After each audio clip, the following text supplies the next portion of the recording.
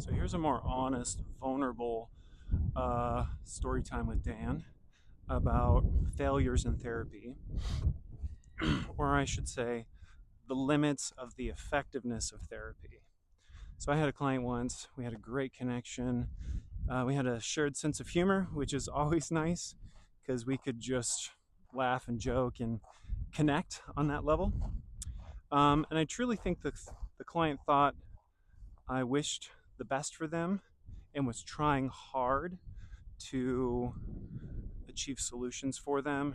I believe that they were trying hard too, but we got nowhere in months of therapy until one day that client got a job.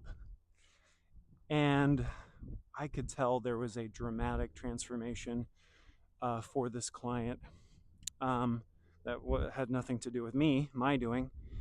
And he shared, oh, I got a job and, I'm starting to wake up every morning at the same time. I'm connecting with my coworkers. I like interacting with the customers. I feel personally fulfilled from what I do. I'm making an income, and that feels really good and gratifying. I can start to pursue some goals financially, health wise. I'm not at home in bed all day consuming media. I'm actually up, engaging with the day, interacting with others, and the depression that had been plaguing me for all these years um, has lifted. And I'm excited to pursue my work goals, but that's also motivated me to pursue other goals too, with my social life and with weight loss and diet and exercise. And like, well, I'm so happy and excited for you.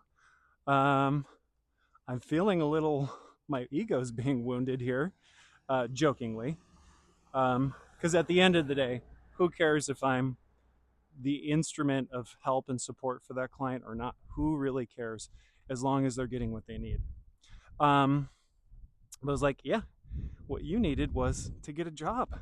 You didn't need therapy with me. Now, maybe you needed therapy with me to discuss the challenges with getting a job. And maybe I played some small role in motivating them of like, yeah, hey, apply for that job. And that was like a side comment I made. It's like, oh, yeah, maybe, what the hell? I'll give it a try, Dan said, to do it.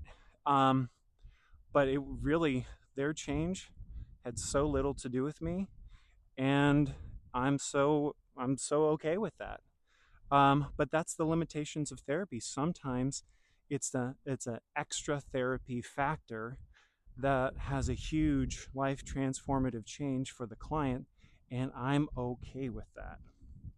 Um, and I joked about my ego. Um, it's okay that I'm not the instrument of change for the client. I mean, ultimately, at the end of the day, if I do anything helpful, they're the instrument of change. That job wasn't the instrument of change. The client was the instrument of change.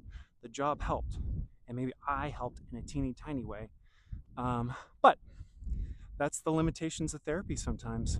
Sometimes your client will show up, have a radical transformation, and it has nothing to do with you.